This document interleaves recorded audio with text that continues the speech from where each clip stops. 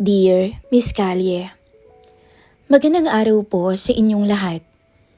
Hindi ko alam kung paano sisimulan ang liham at pag-amin na ito.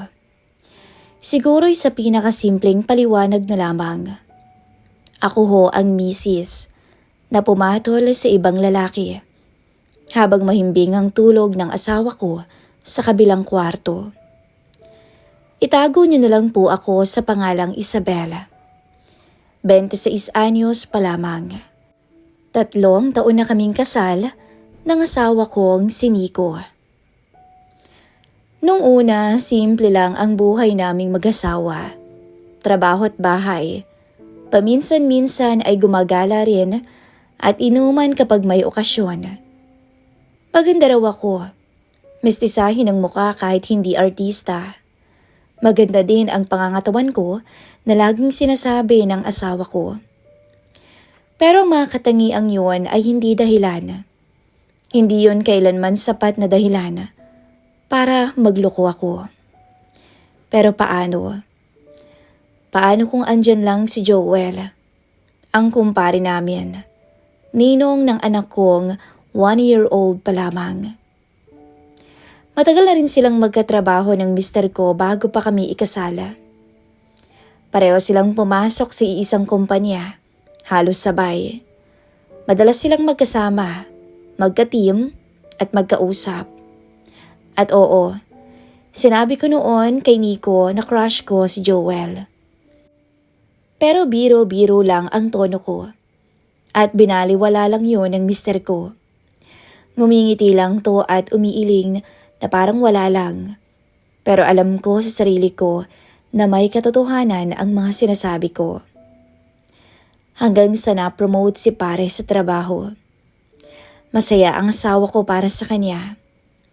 Dapat i-celebrate natin yan, pre. Sabi ng asawa ko minsan sa bahay namin habang magkausap sila sa call. Simpleng salo-salo lang naman daw.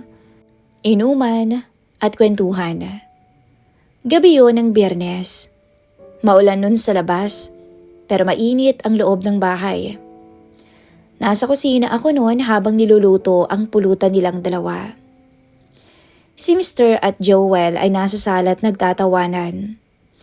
Paminsan-minsan, naririnig ko ang boses ni kumpare na parang kumikiliti sa tenga ko. Maya-maya, hindi ko namalayan na pumunta siya sa akin sa kusina. Mare, kailangan mong tulong? Tanong niya. Hindi na pare, okay lang. Kuha ka na lang ng plato. Nag-abot ang mga tingin namin ng mga sandaling yun at may kung anong kumalabit sa isip ko. Habang tumatagal ang gabi, napapasarap ang inuman. Tawa na ng tawa ang asawa ko at mas malakas na rin ang boses nito. Halatang lasing na.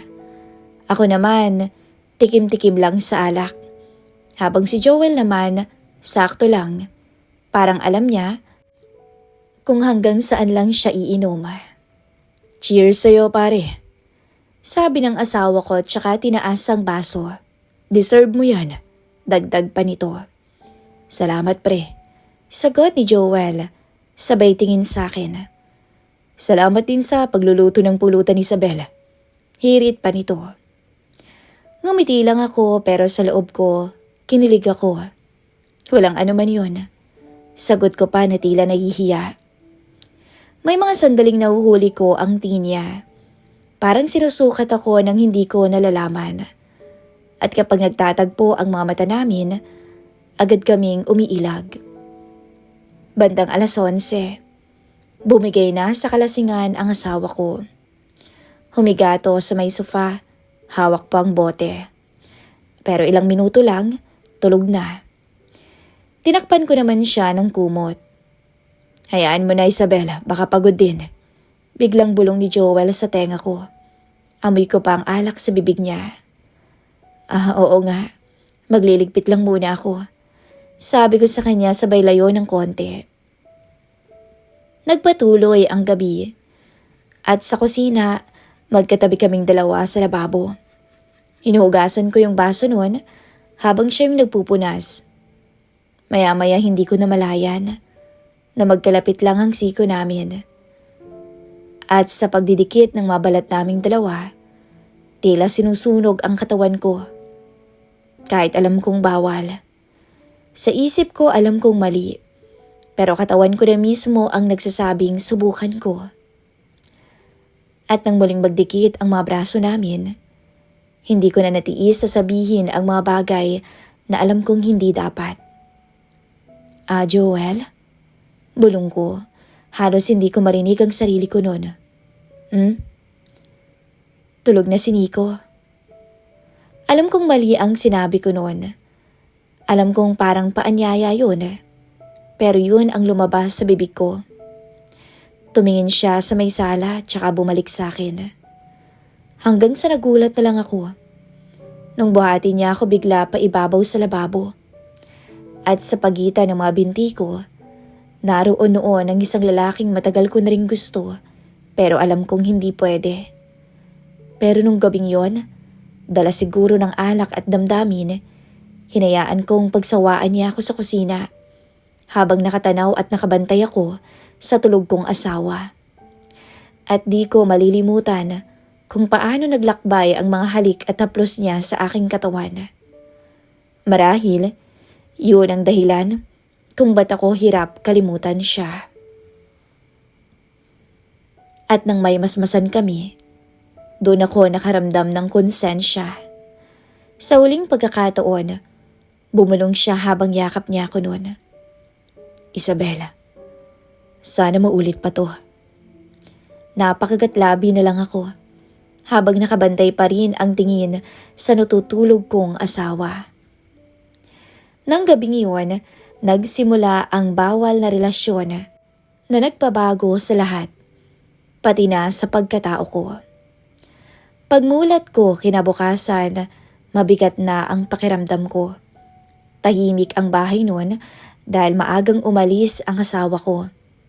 Masaya pa nga to, pero kung alam niya lang sana ang nangyari sa amin ni Joel. Maya-maya habang naglilinis ako ng mesa, nakita ko pa ang mga bote ng alak. Parang biglang may kumurot sa puso ko. Doon ko naisip, kung natulog lang sana ako kaagad kagabi, wala sanang mabubuong kasalanan na bumabagabag sa akin ngayon. Maghapon tuloy akong balisa, walang ganong kumain. Paulit-ulit kong sinasabi sa sarili ko na tigilan na mali yun, na may asawa ko. Pero sa tuwing pumapasok sa isip ko ang mukha ni Joel, parang may kumikiliti sa akin na hindi ko maipaliwanag. At nung bandang hapon noon, may kumatok sa gate. Napalingon ako agad sa bintana. Siya nga, si Joel na laman ng isip ko kada minuto. Nagulat ako. Hindi ko kasi inaasahan na pupunta siya. Naisip kong wag siyang pagbuksan, pero parang may sariling isip ang katawan ko. Kaya sa huli, binuksan ko pa rin ang gate. Bakit ka nandito? Tanong ko agad.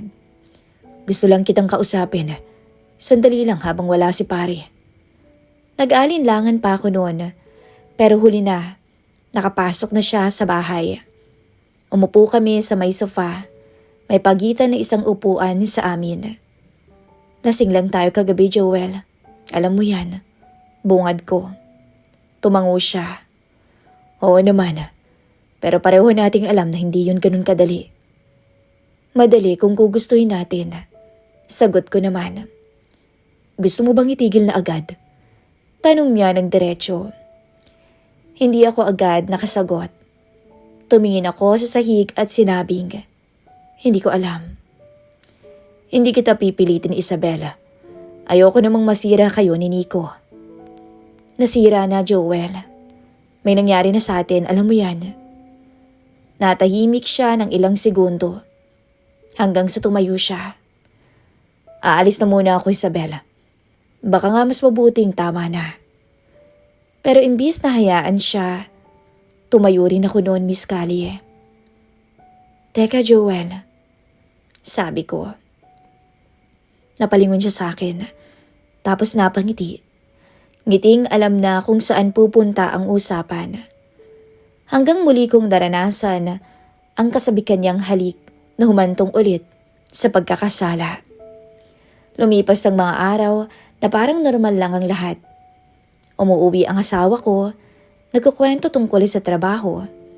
Nakikinig naman ako. Pero ang kalahati ng isip ko ay na kay Joel. Lalo na kapag nababanggit niya ang pangalan nito, tila sumasaya ako. Isang gabi, nagpaalam ang asawa ko na mag-iinuman siya kasama ang barkadang balikbayan. Naiwan akong mag-isa sa bahay noon. Makalipas yata ang 1 oras, tumunog ang phone ko. Andyan siya. Tinitigan ko ang mensahe. Ilang minuto akong hindi sumagot. Wala, nasa inuman. Tipid kong sabi. Pwede ba akong dumaan? Sandali lang naman. Namiss kita eh. Napapikit ako noon at napakagatlabi bago siya replyan. Saglit lang tayo ha. At ilang minuto lang, nandun na siya sa may bahay. Muli, hinayaan ko siyang matikman ang dapat ay para lang sa asawa ko. Last na to ah. Sabi ko pa, dahil wala na siyang kasawaan ng gabing yun. Natakot din ako na baka madatnan kami ng asawa ko. Kung yan ang gusto mo, sagot niya ng nakangiti. Hindi ko alam kung alin ang mas malakas noon, ang takot o ang pagnanasa. Pero ang sigurado ko lang, unti-unti akong lumalapit sa linya na alam kong mahirap na ang bitawan. At sa bawat paghakbang, mas nahihirapan akong umatras. Hanggang sa hindi ko namalayan kung kailan tuluyang lumampas ang lahat. Ni sarili ko hindi ko nakilala. At dahil lang sa isang lalaki, nawala ang isip ko, ang kaibahan ng tama at mali. Isang gabi na pagod ang asawa ko, maaga siyang natulog. Ako na may nasa sala at kunwari nanunood. Hindi ko na namalayan ang oras noon, hanggang sa may mahinang katok sa gate. Alam ko na kung sino yon, dahil may usapan kaming pupuslit ng gabing yon kapag nakatulog na ang asawa ko. Habang papaalis na ako ng kwarto, bigla kong nasulyapan ang wedding picture namin ng asawa ko. Napatingin ako bigla sa kanya. Mahimbing siyang natutulog. Biglang bumuhos ang luha ko na agad ko namang pinunasan. Pagdating ko sa sala, agad akong hinalikan ni Joel. Naitulak ko pa siya noon dahil sa konsensya. Joel, wala ako sa mood eh. Pwede bang sa susunod na lang? Sabi ko. Pero nagpumilit siya. Kaya nasampal ko siya. Sige, uuwi na ako. Ewan ko sa'yo. Sabi niya na pagalit. Tumango ako. Oo, dapat lang. Bulong ko. Pagalis niya, nakaupo lang ako sa may sofa. Para bang may nawala sa akin at parang may nadagdag din. Magkahalong konsensya at panghihinayang ang sumakop sa isip ko. Maya-maya'y pumunta ako sa kwarto. Mahimbing pa rin ang tulog ng asawa ko. Tiningnan ko siya at doon ako ulit napaiyak. Mula noon, naging mas mahirap na ang lahat sa akin. Gusto kong bumitaw pero naroon pa rin yung time na hinahanap ko si Joel. Hindi man araw-araw, hindi rin madalas pero sapat para masabing hibang pa rin ako sa kanya. Doon ko lang naisip na mahirap palang iwasan ng tukso at bawal. Masarap dahil lihim, pero mapanganib. Masarap dahil may thrill, pero nakakatakot. Pero sa bawat sandali may kapalit. Unti-unting nababawasan ang tingin ko sa sarili ko. Unti-unting nagiging mabigat ang bawat iyakap ng asawa ko dahil may tinatago na ako. Hanggang isang gabi, nagtanong si Nico. Okay ka lang ba? Parang ang tamlay mo yata, love.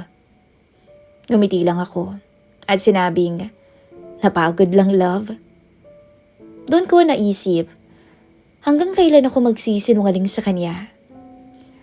Sinubukan ko ng umiwas. Hindi ko na sinasagot ang mga message ni Joel. Hindi ko na rin binubuksan yung gate kapag kumakatok siya. Pero kapag tumagal na hindi ko siya pinapansin, bumabalik ang lahat. Isang tingin lang sapat na para maalala ko ang mga gabing hindi ko na mababawi. Lagi ko rin sinasabi kay Joel na tama na. Ayokong masira ang pamilya ko. Ganon din naman ang sinasabi niya sa akin. Pero kahit pareho naming sinasabi yon, pareho rin kaming naghihirapan. Dahil masarap pala talaga ang bawal. Dahil may parte sa amin na ayaw bumitaw kahit alam na mali. Ngayon, sinulat ko ang kwentong to hindi para ipagmalaki ang kasalanan ko, kundi para aminin sa inyong lahat na mahina akong babae, na nagkamali ako, at na kahit gusto kong tumigil, hindi ko alam kung papaano. Paano lalayuan ang taong naging sandalan mo sa maling oras? Paano aalis isang relasyon na alam mong mali, pero masaya ka? Paano mo pipiliin ang tama kung nasanay ka na sa bawal? Kaya humihingi ako ng payo, hindi para husgahan, kundi para tulungan akong makabitaw, para matutunan kong piliin ulit ang asawa ko, ang pamilya ko, ang sarili ko, at ang tamang daan. Kung kayo ang nasa lugar ko, paano nyo ba lalayuan ang taong kagaya ng kumpare nyo? Sana po'y matulungan niyo ako. Nagmamahal, Isabel. Hanggang dito na lamang po ang ating istorya. Sana po'y ating mapayuhan ang ating sender of the day. Sa mga gustong magbigay ng komento at saloobin sa kwentong ito, just comment down below. Atin pa pong abangan ang mga susunod pang kwento. Dito lang po sa ating channel, Miss Callie.